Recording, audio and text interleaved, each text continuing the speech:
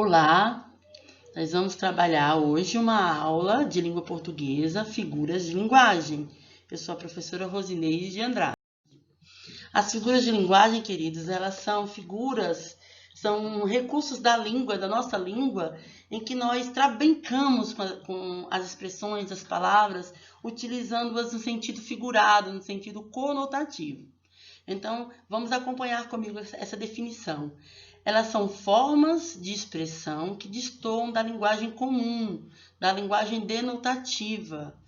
Elas dão ao texto um significado que vai além do sentido literal, do sentido do dicionário, ok?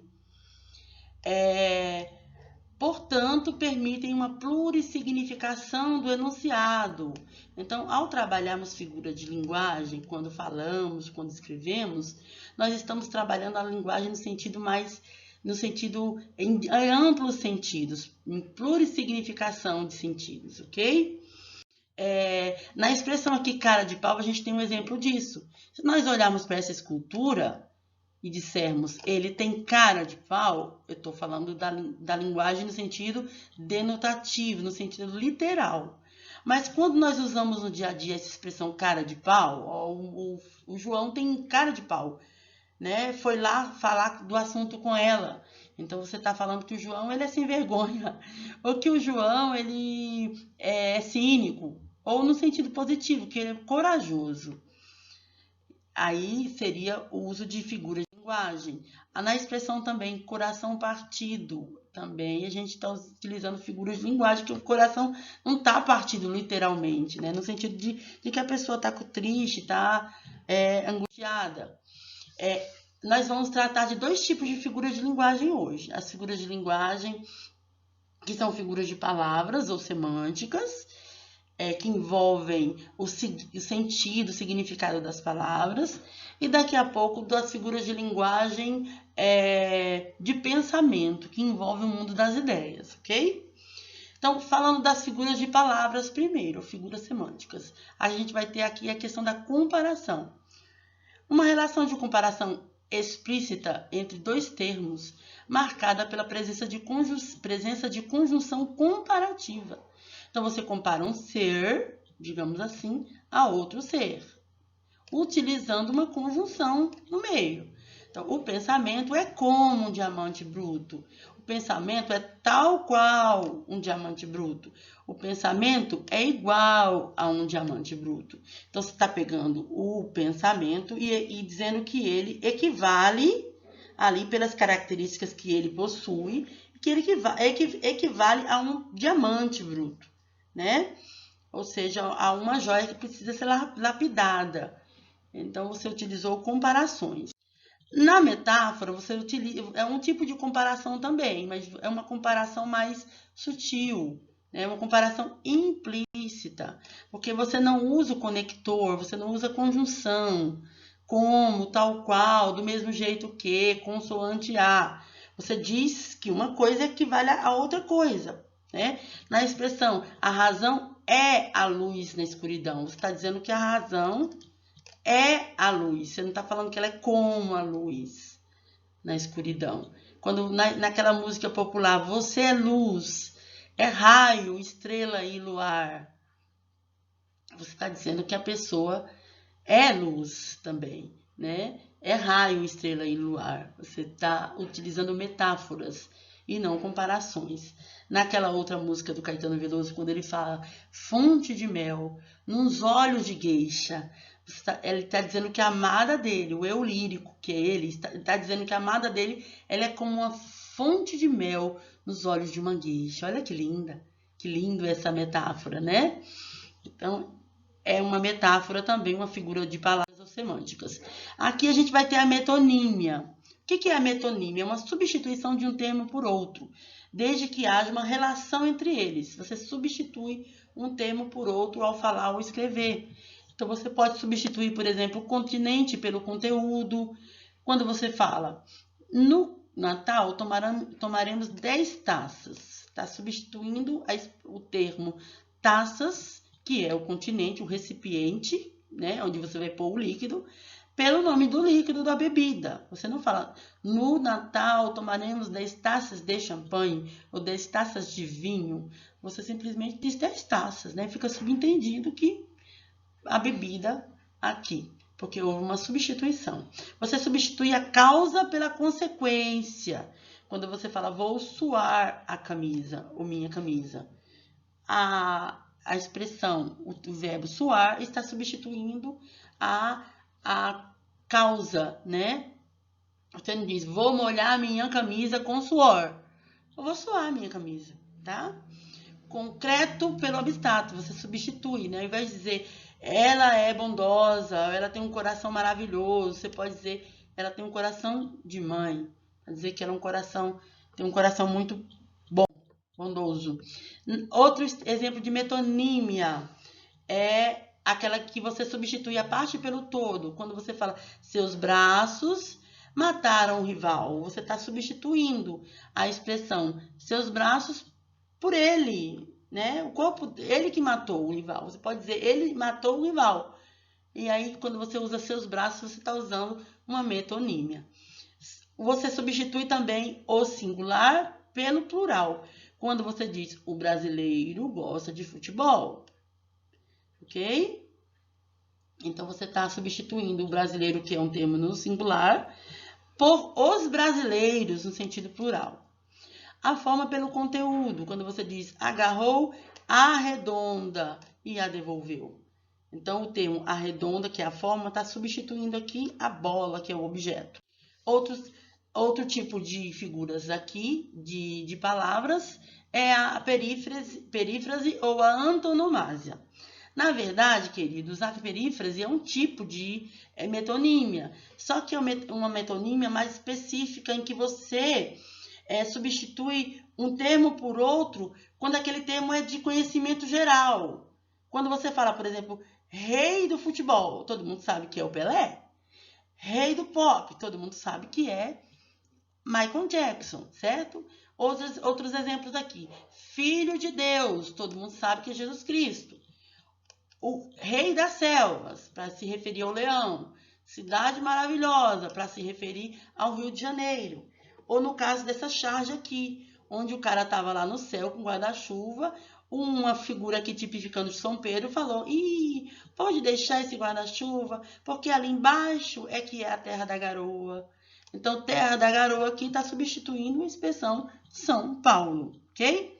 Continuando, nós vamos ter aqui a catacrese. A catacrese ela é diferente da metonímia, porque você não substitui um termo por outro. Você usa um termo porque não existe na língua outro termo que tenha aquele sentido, né? Você usa um termo que normalmente está ali naquela frase diferente do sentido original. Então, a quarentena já dura 2 meses. Se você for observar o sentido da palavra quarentena no original, significa 40 dias. A gente está utilizando agora a quarentena com sentido mais amplo de isolamento social. Então, trata-se de uma catacrese, ok? Não podíamos embarcar no ônibus sem tirar aquelas fotos. A palavra embarcar, ela é uma catacrese, porque no sentido original dela significa entrar no barco. E hoje a gente está utilizando a palavra embarcar quando a gente vai se referir a entrar ou adentrar em qualquer meio de transporte, seja um ônibus, um trem, um avião, ok? Outros exemplos de catacrese aqui, pé de mesa, cabeça de alfinete, tronco telefônico, braço de cadeira, árvore genealógica, braço de mar, maçã do rosto, cabelo de milho, folha de papel, barriga da perna, dente de alho, são catacreses. Vocês conhecem outras? Tenho certeza que sim. Na sinestesia, adoro sinestesias, você usa a linguagem mais romantizada muitas vezes, né? A linguagem mais poética, aparece muito na linguagem poética. Você mistura as sensações emitidas pelos órgãos dos sentidos. Você mistura aquilo que é próprio do paladar com aquilo que é próprio do tato. Você mistura aquilo que é próprio da audição com aquilo que é próprio do olfato, por exemplo. Então, um exemplo aqui, despertara um grito áspero, vira de perto a realidade. Nessa expressão grito áspero, que quer dizer um grito brutal, um grito violento, né? A pessoa, o autor utilizou, Graciliano Ramos, no caso, utilizou grito áspero. O grito aqui, no caso, nos remetendo à questão da audição e áspero nos remetendo a algo que é próprio do tato, ok? Do sentido do tato. Nessa charge aqui nós vamos ter outro exemplo disso. O cachorrinho chegou e falou: e foi então que ela me deu aquele olhar frio dela. E o elefante respondeu: nossa, quanto tempo que eu não ouvia falar uma sinestesia. Não tinha nada a ver com o sino, não. Era puro desprezo mesmo. Que, aliás, parecia demais com esse olhar que você me deu agora.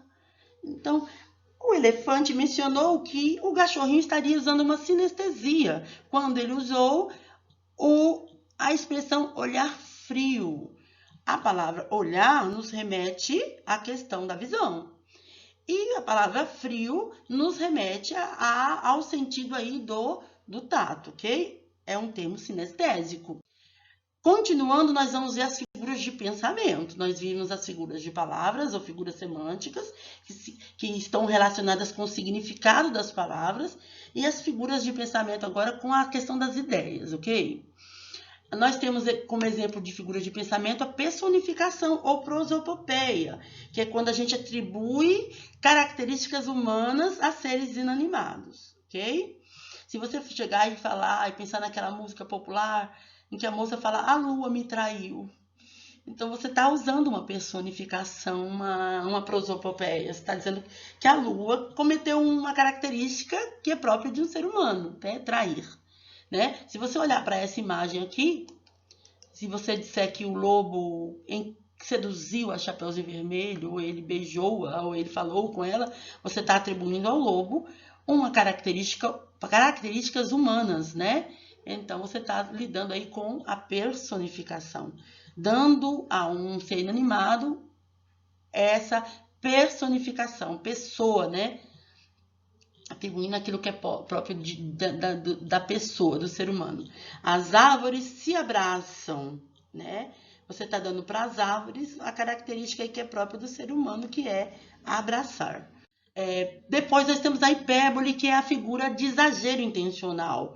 A gente usa muito hipérbole, né? Se o namorado trai, a gente fala: nossa, eu tô sofrendo a beça, chorei um rio de lágrimas, né? Fica um exagero intencional. Quando você fala: quase morri de estudar, então você está tendo expressão de um exagero intencional, um hipérbole, mesmo que você não saiba. Nessa charge aqui você tem um outro exemplo disso. O personagem chega e fala: tô ficando atoladinha, tô ficando atoladinha. E viu como eu canto bem? O outro: aham. Aposto que Elis Regina está morrendo de inveja. Eu sou sinistro! Pensem comigo aí, onde estaria a expressão que indica um hipérbole? Na expressão morrendo de inveja. Continuando, a gente tem o eufemismo. O eufemismo é utilizado para suavizar o discurso. Quando você não quer falar alguma coisa assim na lata, sendo seca e às vezes até grossa com alguém ou sendo indelicado, você tenta suavizar, né? Ao invés de dizer que a pessoa é preguiçosa, você fala assim: ai, fulano não é muito dado ao trabalho, né? É um jeito de ser mais delicadinho, né? Eu normalmente não uso muito eufemismo, eu vou logo ao ponto e falo que é preguiçoso mesmo. Um exemplo aí, quando a pessoa fala: entregou a alma a Deus, ao invés de falar que a pessoa bateu as botas e morreu, né? Aí a gente tem, por meio dessa charge, um exemplo de eufemismo, né? Fofoqueira não, querida, eu sou produtora de biografias orais não autorizadas. Então, você percebe aí que ela está tentando aí dizer que ela não é fofoqueira. Para isso, ela está utilizando um eufemismo, dizendo que ela é produtora de biografias orais não autorizadas. Né? Uma ótima maneira de dizer que a pessoa é linguaruda. Continuando, a gente vai ter a antítese ou antitese. Pode falar antítese com acento ou antitese sem acento, ok? É o uso de termos que indicam sentidos contrários, sentidos opostos. na expressão ou na frase do Drummond, os poemas em verso são enfadonhamente iguais.